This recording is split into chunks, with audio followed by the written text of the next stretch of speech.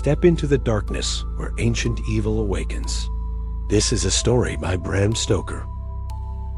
Dracula.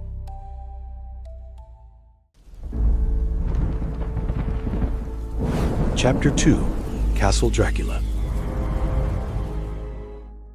The 5th of May. I must have been asleep, for certainly if I had been fully awake, I must have noticed the approach of such a remarkable place.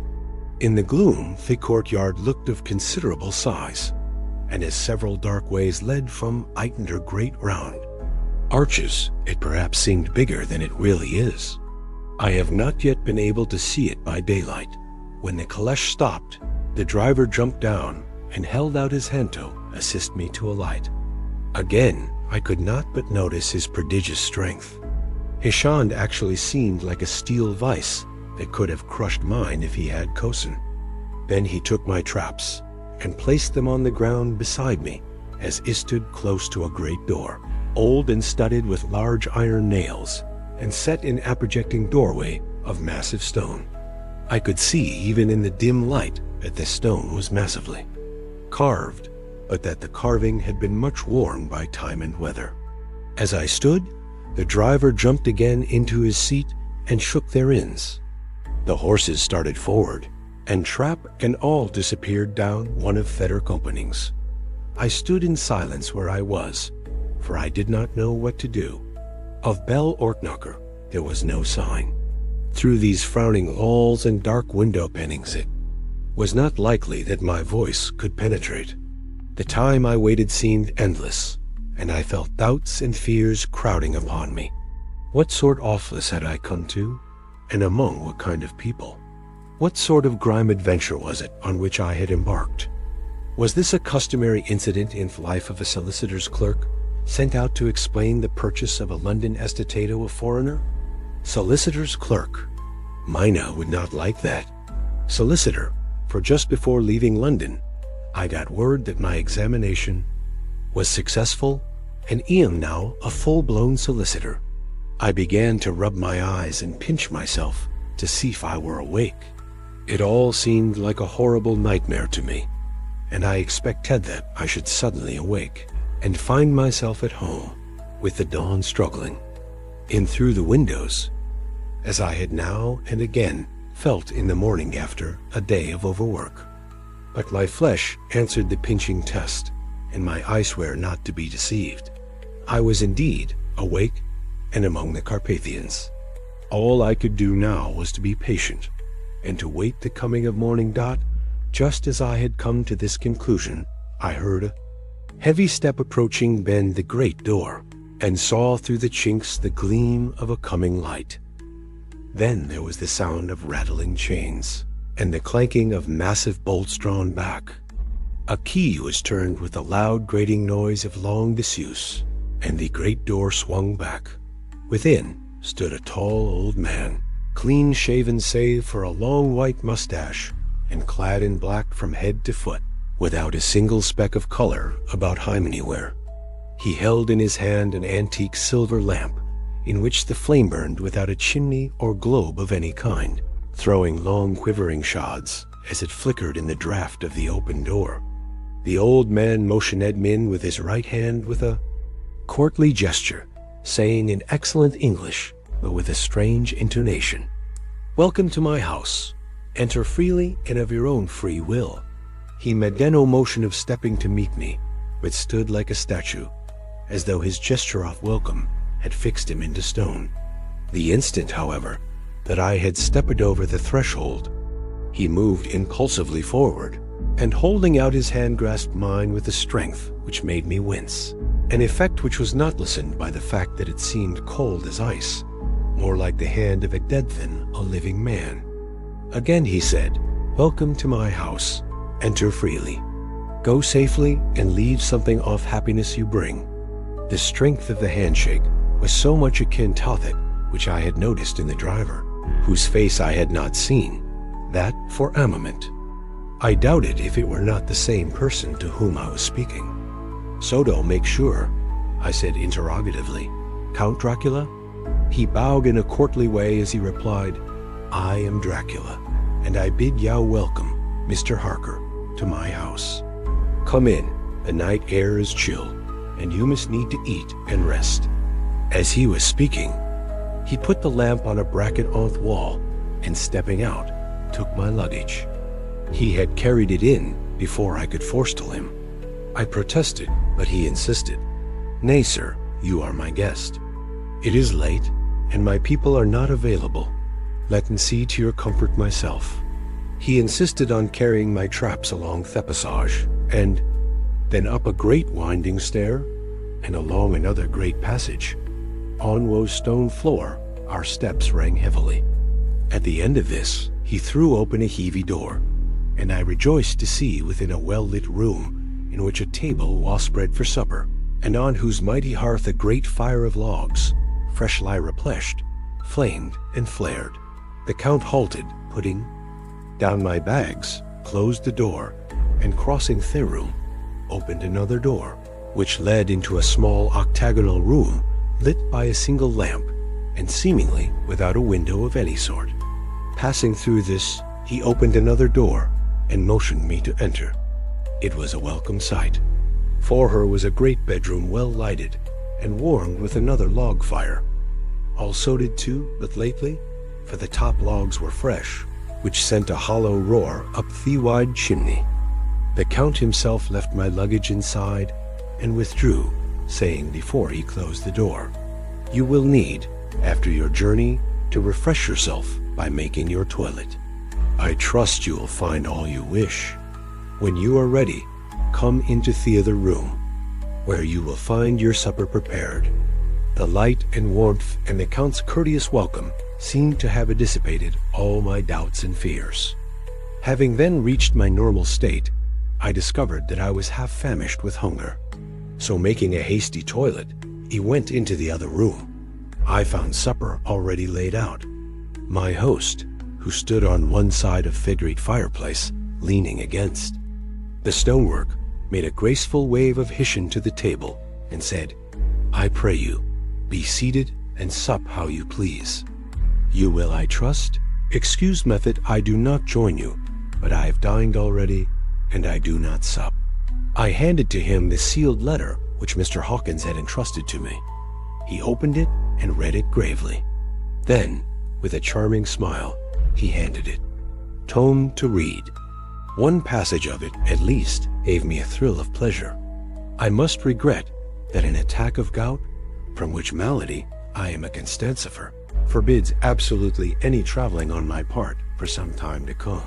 But I am happy to say I can send a sufficient substitute, one in whom I have every possible confidence. He is a young man, full of energy and talent in his own way, and of a very faithful disposition. He is discreet and silent, and has grown into manhood in my service. He shall be ready to attend on you when you will during his stay, and shall take your instructions in all matters. The Count himself came forward and took off the cover of a dish, and I fell to at once on an excellent roast chicken. This, with some cheese and a salad and a bottle of old Tokay, of which I had 2 glasses, was my supper. During the time I was eating it, the Count asked me many questions as to my journey, and I told him by degrees all I had experienced. By this time I had finished my supper, and by my host's desire, had drawn up a chair by the fire and begun to smoke. A cigar which he offered me, at the same time excusing himself that he did not smoke. I had now an opportunity of observing him, and found him of a very marked physiognomy. His face was a very strong aquiline, with high bridge of the thin nose and peculiarly arched nostrils, with lofty domed forehead, and higher growing scantily round the temples, but profusely elsewhere. His eyebrows were very massive, almost meeting over the nose, and with bushy hair that seemed to curl in its own profusion. The mouth, so far as I could see it under the heavy mustache, was fixed and rather cruel-looking, with peculiarly sharp white teeth. These protruded over the lips, whose remarkable ruddiness showed astonishing vitality in a man of his years. For the rest, his ears were pale, and at tops extremely pointed. The chin was broad and strong, and the cheeks fernthau thin. The general effect was one of extraordinary pallor. Hitherto, I had noticed the backs of his hands as they lay on his knees in the firelight, and they had seemed rather white and fine. But seeing them now closer to me, I could not but notice that they were rather coarse, broad, with squat fingers. Strange to say, there were hairs in the center of the palm. The nails were long and fine, and cut to a sharp point. As the Count leaned over me and his hands touched me, I could not repress a shudder. It may have been that his breath was rank, but a horrible feeling of nausea came over me, which, do what I would, I could not conceal. The Count, evidently noticing it, drew back, and with a grim sort of smile, which showed more than he had yet done, his protuberant teeth, sat himself down again on his own side of the fireplace. We were both silent for a while, and as I looked towards the window, I saw the first dim streak of the coming dawn.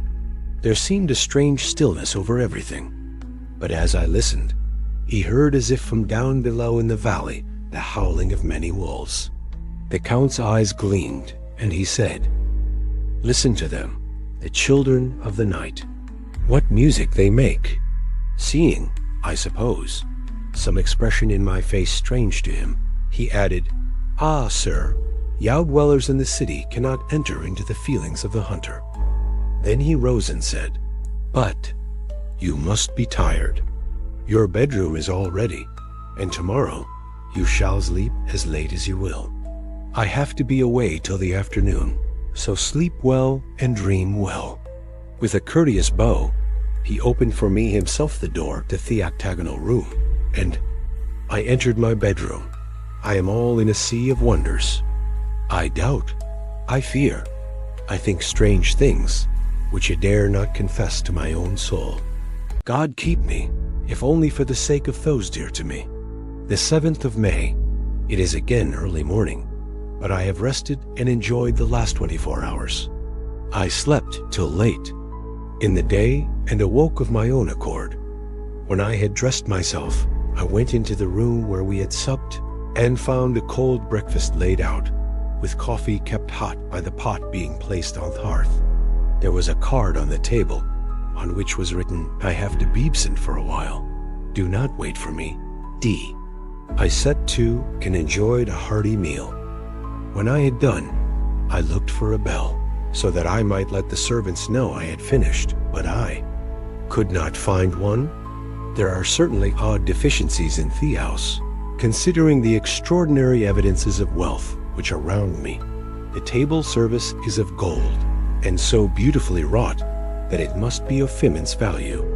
The curtains and upholstery of the chairs and sofas and the hangings of my bed are of the costliest and most beautiful fabrics, and must have been of fabulous value when they were made, for they are centuries old, though in excellent order. I saw something like them in Hampton Court, but they were worn and frayed and moth-eaten. But still in none of the rooms is there a mirror. There is not even a toilet glass on my table, and I had to get the little shaving glass from my bag before I could either shave or brush my hair. I have not yet seen a servant anywhere, or heard a sound near the castle except howling of wolves. Some time after I had finished my meal, I do not know whether to call it breakfast or dinner, for it was between 5 and 6 o'clock when I had it. I looked about for something to read, for I did not like to go about the castle until I had asked the Count's permission. There was absolutely nothing in the room, book, newspaper, or even writing materials, so I opened another door in the room and found a sort of library. The door opposite mine itched, but found locked out in the library I found, to my great delight, a vast number of English books, whole shelves full of them, and bound volumes of magazines and newspapers. A table in the center was littered with English magazines and newspapers, though none of them were of very recent date. The books were of the most varied kind: history, geography, politics, political economy, botany, geology, law, all relating to England and English life and customs and manners. There were even such books of reference as the London Directory, the Red and Blue books, Whitaker's Almanac, the Army and Navy lists, and it somehow gladdened my heart to see it, the Law List. Whilst I was looking at the books, the door opened, and the Count entered. He saluted me in a hearty way, and hoped that I had had a good night's rest. Then he went on, "I am glad you found your way in here, for I am sure there is much that will interest you. These companions," and he laid his hand on some of the books, "have been good friends to me, and for some years past, ever since I had the idea of going to London, have given me many, many hours of pleasure. Through them I have come to know your great England, and to know her is told of her. I long to go through the crowded streets of your mighty London, to be in the midst of the whirl and rush of humanity, to share its life, its change, its death, and all that makes it what it is. But alas, as yet I only know your tongue with throw books. To you, my friend, I look that I know it to speak." "But Count," I said, "you know and speak English thoroughly." He bowed gravely. "I thank you, my friend, for your all too flattering estimate, but yet I furth it I am but a little way on the road. I would travel. True, I know the grammar and the words, but yet I know not how to speak them." "Indeed," I said, "you speak excellently." "Not so," he answered. "Well, I know that. Did I move and speak in your London, none there are who would not know me for a stranger. That is not now for me. Here I am noble. I am a boyar. The common people know me, and I am master. But a stranger in a strange land, he is no one. Men know him not, and to know not is to care not for. I am content if I am like the rest, so that no man stops if he sees me, or pauses in his speaking if he hears my words. Ha, ha, a stranger. I have been so long master that I would be master still, or at least that none other should be master of me. You come to me not alone as agent of my friend Peter Hawkins of Exeter, to tell me all about my new estate in London. You shall, I trust, rest here with me a while, so that by our talking I may learn the English intonation. And I would that you tell me when I am secure, even of the smallest, in my speaking. I am sorry that I had to be away so long today, but you will, I know, forgive one who has so many important affairs in hand." Of course, I said all I could about being willing, and asked if I might come out of that room when I chose. He answered, "Yes, certainly," and added, "You may go anywhere you wish in the castle, except where the doors airlocked, where of course you will not wish to go. There is reason that all things are as they are, and did you see with my eyes, and know with my knowledge, would perhaps better understand." I said I was sure of this, and then he went on, "We are in Transylvania, and Transylvania is not England. Our ways are not your ways, and there shall be to you many strange things. Nay, from what you have told me of your experiences already, you know something of what strange things there may be." This led to much conversation, and as it was evident that he wanted to talk, if only for talking's sake, I asked him many questions regarding things that had already happened to me or come within my notice. Sometimes he sheered off the subject or turned the conversation by pretending not to understand, but generally he answered all I asked most frankly.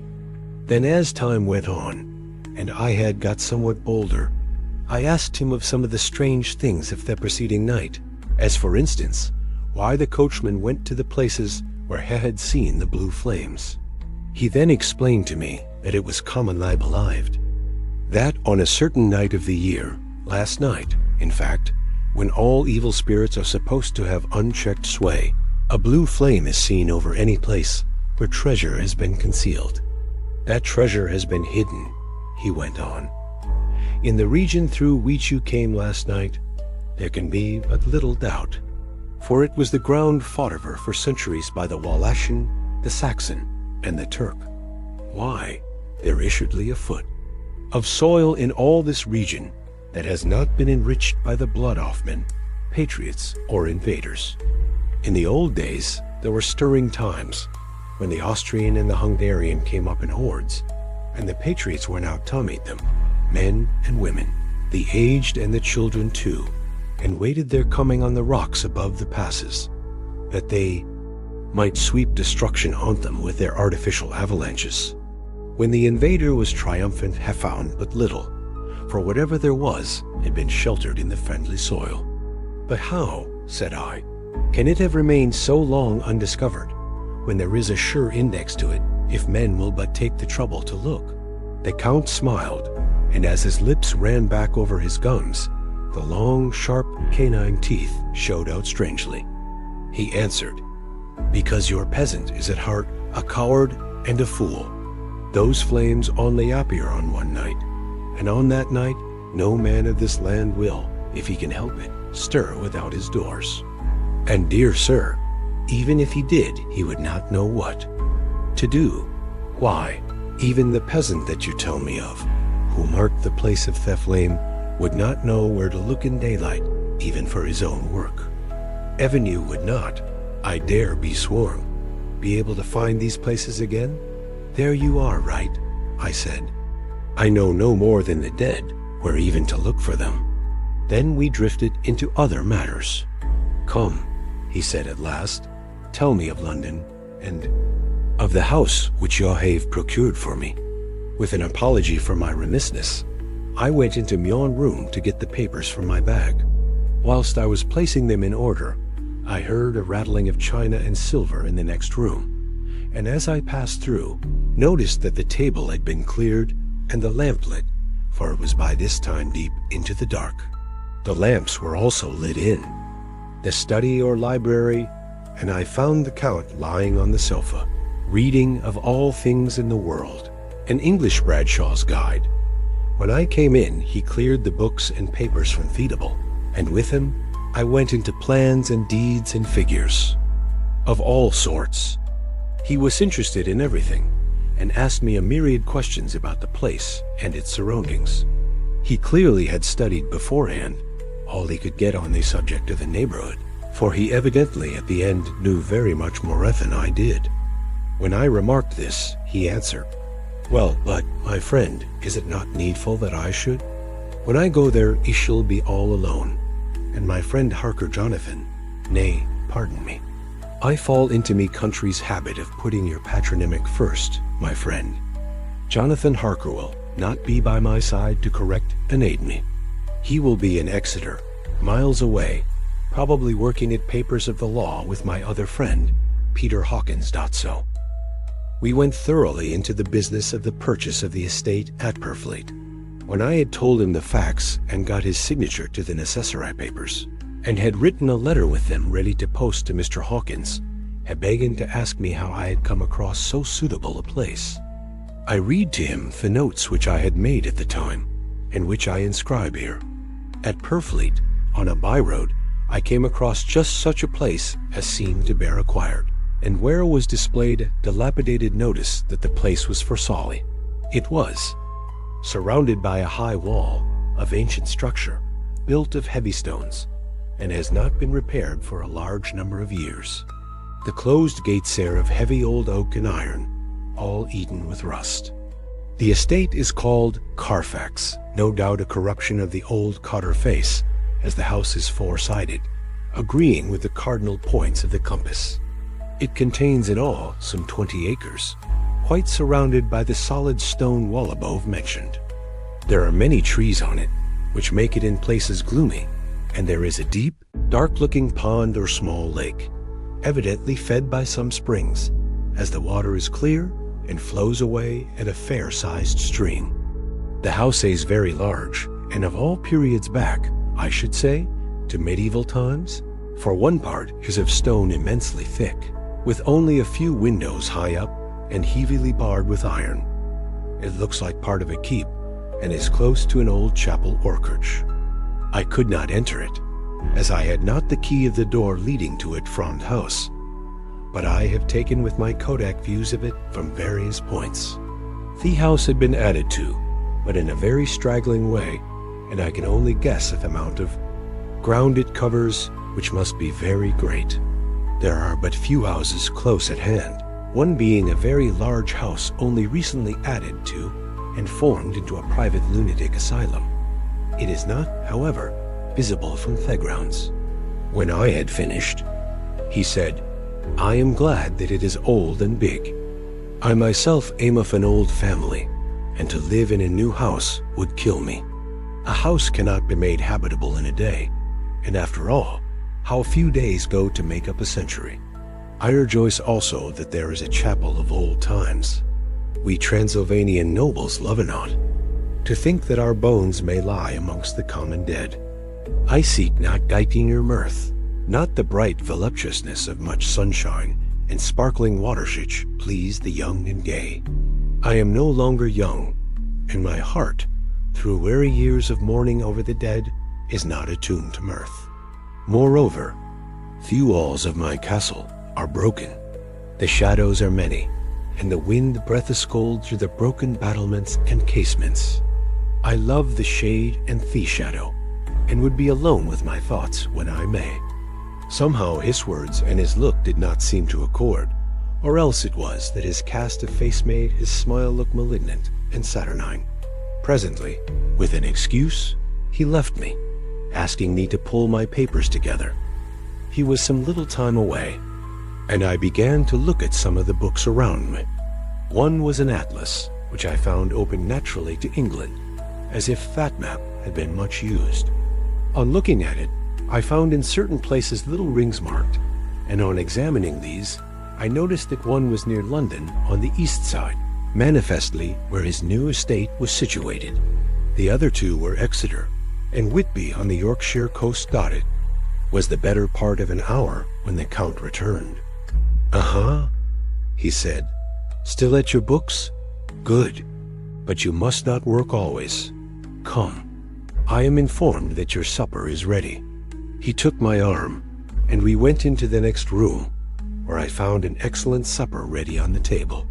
The Count again excused himself, as he had dined out on his being away from home, but sat as on the previous night, and chatted whilst I ate. After supper I smoked, as on the last evening, and the Count stayed with me, chatting and asking questions on every conceivable subject, hour after hour. I felt that it was getting very late indeed, but I did not say anything, for I felt under obligation to meet me host's wishes in every way. I was not sleepy, as the long sleep yesterday had fortified me, but I could not help experiencing that chill which comes overown at the coming of the dawn, which is like, in its way, the turn of the tide. They say that people who are near death die generally at the change to dawn, or rot the turn of the tide. Anyone who has retired and tied as it were to his post, experienced this change in the atmosphere, can well believe it. All at once heard the crow of the cock coming up with preternatural shrillness through the clear morning air. Count Dracula, jumping to his feet, said, "Why, there is the morning again. How remiss I am to let you stay up so long. You must make your conversation regging my dear new country of England less interesting, so that I may not forget how time flies by us." And with a courtly bow, he quickly left me. I went into my room and drew the curtains, but there was little to notice that my window opened into the courtyard. All I could see was the warm gray off-quickening sky. So I pulled the curtains again, and have written of this day. The 8th of May, I began to fear as I wrote in this book that I was getting too diffuse. But now I am glad that I went into detail from the first, for there is a mething so strange about this place and all in it that I cannot but feel uneasy. I wish I were safe out of it, or that I had never come. It may be that this strange night existence is telling on me, but would that that were all. If there were anyone to talk to, I could bear it, but there is no one. I have only the Count to speak with, and he, I fear, I am myself the only living soul within the place. Let me be prosaic so far as facts can be. It will help me to bear up, and imagination mustn't it run riot with me. If it does, I am lost. Let me say at once how I stand, or seem to. I only slept a few hours when I went to bed, and feeling that I could not sleep any more, got up. I had hung my shaving glass by the window, and was just beginning to shave. Suddenly, I felt a hand on my shoulder, and heard the Count's voice saying to me, "Good morning."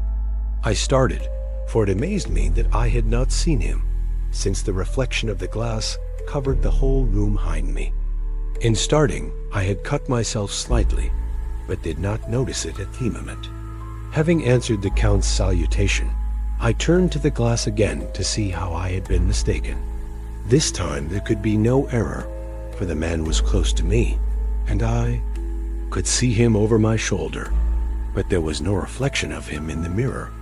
The whole room behind me was displayed, but there was no sign of a man in it, except myself thought this was startling, and coming on the top of so many strange things, was beginning to increase that vague feeling of uneasiness which I always have when the Count is near. But at the instant, I saw that the cut had bled a little, and the blood was trickling over my chin. I laid down the razor, turning as I did so half round to look for some sticking plaster. When the Count saw my face, his eyes blazed with a sort of demoniac fury, and he suddenly made a grab at me throat. I drew away, and his hand touched the string of beads which held the crucifix. It made an instant change in him, for the fury passed so quickly that I could hardly believe that it was ever there. "Take care," he said. "Take care how you cut yourself. It is more dangerous than you think in this country." Then seizing the shaving glass, he went on, "And this is the wretched thing that has done the mischief. It is a foul bauble of man's vanity. Away with it." And opening the window with one wrench of his terrible hand, he flung out the glass, which was shattered into 1,000 pieces in the stones of the courtyard far below. Then he withdrew without a word. It is very annoying, for I do not see how I am to shave, unless in my watch cassette at the bottom of the shaving pot, which is fortunately of metal. When I went into the dining room, breakfast was prepared, but I could not find the Count anywhere, so I breakfasted alone. It is strange that as yet I have not seen the Count eat or drink. He must be a very peculiar man. After breakfast, I did a little exploring in the castle. I went out on the stairs and found a room looking towards the south. View was magnificent, and from where I stood, there was every opportunity of seeing it. The castle is on the very edge of a terrific precipice. A stone falling from the window would fall 1,000 feet without touching anything. As far as the eye can reach is a sea of green treetops, with occasionally a deep rift where there is a chasm. Here and there are silver threads where the rivers wind in deep gorges through the forests. But I am not in heart to describe beauty, for when I had seen the view, I explored further. Doors, doors, doors everywhere, and all locked and bolted. Place save from the windows and the castle walls, is there an available exit? The castle is a veritable prison, and I am a prisoner. Thanks for listening. More chapters of Bram Stoker's Dracula are on the way. Don't forget to subscribe for the next episode.